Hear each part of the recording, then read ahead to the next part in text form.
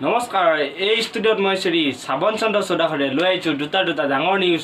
এই নিউজ দুটা হৈছে এটা হৈছে মাস্ক আৰু চেনিটাইজাৰ। প্ৰথমটো হৈছে মাস্ক নিপিন্ধাকৈ যাব নোৱাৰিব ক'তো, ঘৰত থাকিলেও পিন্ধিব লাগিব মাস্ক, লেট্ৰিনলৈ গ'লেও পিন্ধিব লাগিব মাস্ক, কাৰণ লেট্ৰিনৰ গোন্ধৰ পৰা হ'ব পাৰে কৰোণা ভাইৰাছ। যিকোনো সময়ত আৰু যিকোনো মুহূৰ্তত পিন্ধিব লাগিব মাস্ক।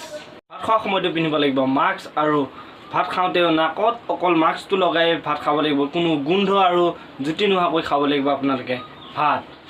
মাস্কৰ কাৰণে বহুত ল'ৰাই বহুত বেলেগৰ গাৰ্লফ্ৰেণ্ডকে পলুৱাই নিয়াৰ সন্দেহ আহি পৰিছে।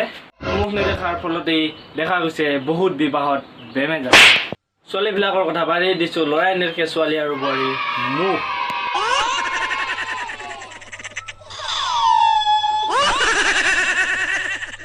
এই মাস্কৰ বাবে চৰকাৰৰ বহু টকা লোকচান, লিপষ্টিক কোম্পানীয়েও খুজিছে চৰকাৰক টকা। মাস্কৰ মূল্য বঢ়াই দিয়া চৰকাৰৰ এটা নতুন সিদ্ধান্ত। আৰু এই দামৰ পৰাই দিব লিপষ্টিক কোম্পানীক টকা। 2 নম্বৰটো হৈছে চেনিটাইজাৰ নহ'লে কাকো ঘৰৰ পৰা বাহিৰ আৰু বাহিৰৰ পৰা ভিতৰৰ সোমাবলৈ দিয়া নহ'ব। যিসকলে চেনিটাইজাৰ ব্যৱহাৰ নকৰে তেওঁলোকে খাব লাগিব মদ। সেইবাবে মদৰ মূল্য কমাবলৈ যুৱক সংঘাই কঠোৰ আহ্বান চৰকাৰক।